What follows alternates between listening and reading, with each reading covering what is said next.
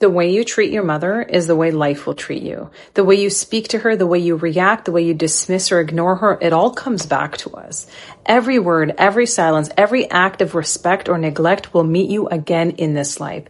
And this isn't about the rare case of abuse. This is about the mothers who gave all they could and carried their pain quietly even when you didn't see it. Have you ever really sat with her and heard her stories and heard her pain in her life before you existed? Learned what makes her laugh, what she's lost, what she's overcome? Have you ever looked at her not just as your mother, but as a woman with dreams and wounds of her own?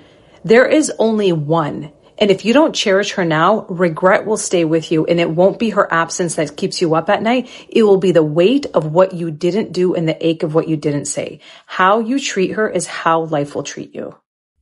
I don't know if I can roll my eyes hard enough. This is a coach, and she works with estranged parents.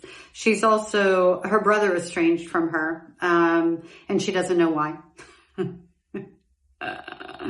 She has different programs and things, and she's like some sort of herbalist as well, and sells all these different programs. And I think what's happened here is she has seen that there is a big market to grab a hold of estranged parents. That's what I think, because her content is very heavy-handed with, you're going to regret it, but she's your mother. You only have one mother. You're just an ungrateful child. And I don't know if she has kids. I know that her mother passed. I know that her father passed and she hadn't called him back, and she lives in regret around that.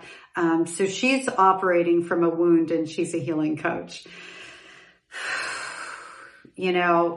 What makes me so nervous about some of these, by the way, I took out my extensions. I'm growing out my bangs. I don't know what to do with this hair.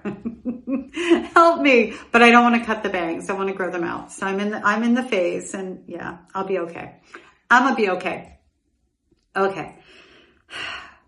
What scares me with coaches like this who invalidate trauma, the rare cases of abuse. And there's another video that I'm going to feature. I'm going to do it separately because I want to stay with this one, but I will link the two videos so that you guys can see them both. And I'm likely not going to cover her again, unless something really crazy shows up, which with her, it's a possibility. She obviously comes from a dysfunctional family system. She did a video where she somehow forgave her mom. I don't know if she talked to her, had a conversation with her. I don't remember everything about the video. However, she, recognized that her sister was the golden child. She doesn't use that word. She's like, they had a special relationship and she was the favorite one. And, I just had to accept that they had a different kind of bond, and that deep denial they're going on, I think. In my opinion, she's very hardcore on her messaging that doesn't leave room for other people's opinions. And I have a feeling that the reason her brother went no contact with her is likely because of that. She has very strong beliefs, and we're all allowed to have strong beliefs, and you don't need my permission for that. However, there's a difference between having a strong belief system and making it like that is the only way to think and go. And this video, I think, demonstrates her tunnel vision. The only thing that she'll excuse is the rare case of abuse. And how dare she? How dare she diminish the survivors of child abuse, which I wish it was rare. However, that's not the truth. And we won't even get started with how I believe she looks at emotional abuse, which has the same impact on a developing brain, causing the same type of brain rewiring, aka damage, that physical and the other word, abuse causes. The thing that I find dangerous outside of the fact that clearly she's not trauma informed, she hasn't done any training in that area, and she's going to coach trauma survivors, very scary. And make no mistake, estranged parents, and she's right, have you ever thought about where your parent came from? Obviously, they weren't born as abusers. They weren't born and broken all on their own. That happened in their childhood. I know to some degree what my mother went through because I lived with her grandparents. I have compassion for the fact that she was a little girl who deserved better.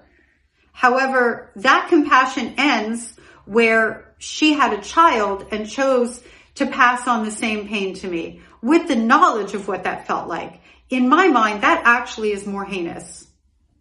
It's not that she didn't know what that felt like. It's not like she didn't know any better. She had one face in public and another one the minute the lights went down.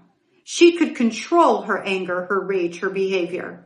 She didn't speak to me in the same ways in front of people that she spoke to me behind closed doors or the minute they were out of earshot. So her not being trauma informed is one, because I know that estranged parents, when they come to her, aren't going to get the validation in the way that they deserve to have it, to be able to tie their behaviors to their wounds, to be able to heal those wounds. We cannot just change our behaviors and expect that our behaviors will stick when we have coping mechanisms that we are hardwired to, like breathing and blinking, that will come out before we find our voice. You know, there's times like when you fawn in a moment and you're in your head and you're like, I really don't want that, or don't touch me, or I don't need this. And you're fawning and you're freezing and you can't speak up. That isn't a behavioral thing. That's a mechanism that your body developed to keep you safe in childhood because you had an unsafe childhood. That doesn't go away in this thing of don't focus on that, just look over here. And that's why there are a lot of people who go to life coaches who then end up, in my opinion, in therapy even longer, because now they're healing from what they went through in life coaching, which eroded their self-esteem because they couldn't figure out why their behaviors that they really wanted to change wouldn't stick. Well, they weren't looking at the root cause. It's like putting a Band-Aid on a wound and it gets infected and you're shocked. You didn't clean out the wound. What's there to be shocked about? The other part of it is because she is so harsh, I have definite concerns that she would be triggered by a client and she would behave in an abusive manner with that client. I don't know her. I'm not making an allegation. I just know from my own experience with clients who have come to me after they've been coached by people who have this type of mindset. I have seen where those coaches have been triggered in text messages and emails, and it's been pretty horrific. I'm not saying she did that. I'm not saying she will do that. I'm saying we have to be aware of who we allow or who we entrust our care to. And if you're trying to shortcut decades of terrible experiences because you just want the pain to stop and you want to change your behavior, unfortunately, it doesn't work that way. It's not that easy. If it were, we wouldn't need psychologists. We wouldn't need so much mental health stuff out there. We wouldn't need to be talking about this. If it was as easy as that, we would all just be studying videos of how to change your mind. And that would be it. We wouldn't need any of the other stuff. There wouldn't be complex PTSD. We could resolve that with mindset, for example, right?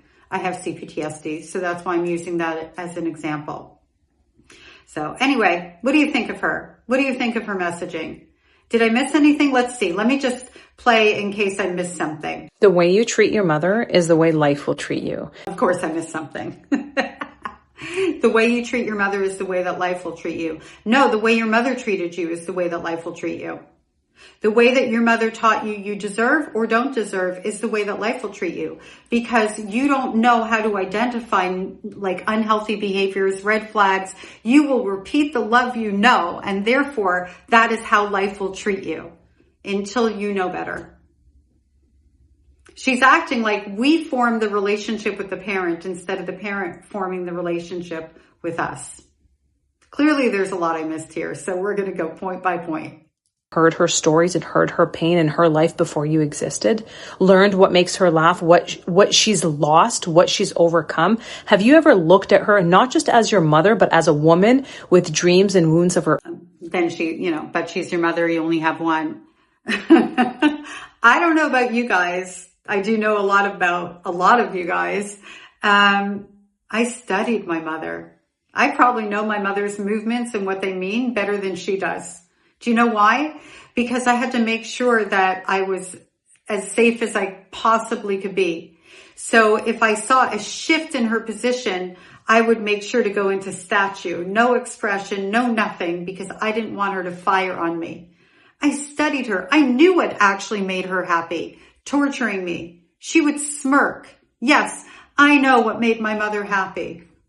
I know what made her angry. Me. Me for existing, for being inconvenient to her, for being a responsibility, in as much as she took responsibility. You know what did make her happy though? There was another thing that made her happy. The part of my existence where she got to collect a child support check. And she thought she would have unfettered access to my biological father because of the shared custody thing, or because I would go and see him. And it didn't work out that way. He abandoned me. So she resented that too. And he abandoned me because he was afraid of her. Not a good reason. He did own that in the end. I did have a good relationship with him in my adult life. And I did forgive him. Do you know why? Because he did what it took to be forgivable. Doesn't mean that I sanctioned those behaviors and what he did. Absolutely not. Oh my gosh. I could tell you what kind of day it was going to be, like in terms of like level 1 abuse, level 2, level 10, just by the way my mother sighed. So yeah, I knew my mother inside and out. Because thanks to her, I developed hypervigilance so that I wouldn't be, well, I was going to be hurt regardless, but so that I would be less hurt, so that I could have a little bit of safety, so that I could maneuver around her, so that I could be like the little chameleon that she needed me to be. Maybe I could keep her peaceful a little while longer. And my mother wasn't mostly a physical abuser. She was an emotionally violent abuser. Some of the things that I did to navigate her, and I remembered it the other day because I was trying to remember daily life, with that mother who I only have one of. Yeah, thanks for the reminder to her, by the way, that I will never experience what it's like to have a loving mom. That's awesome. I love when people do that. But I remember the other day that like at 10, 11 years old, I would get up really early in the morning, like when it was dark, to sneak out of my house and walk around my neighborhood or hide somewhere in my neighborhood so people wouldn't see me, depending on what was going on in that moment. Like if a car came by, I'd hide behind a tree so that I would ensure not having interaction with her in the morning. 10, 11 years old, 12 years old before I went to school, especially if I knew that there was something going on that she was at approaching a level 5, let's say. Yeah. Yeah. The way that I treated my mother. The absolute insensitivity, the lack of empathy and compassion for people who lost out on having a mom. Wow. Kind of makes me think about her a little bit. Not my mother. I didn't have a mom. This person. What do you think? Give me your thoughts in the comment section. Who do you want me to feature? Don't tag me. They'll block me. Thank you so much for being here. She's got me snarky, sparky, and feisty. Like next level.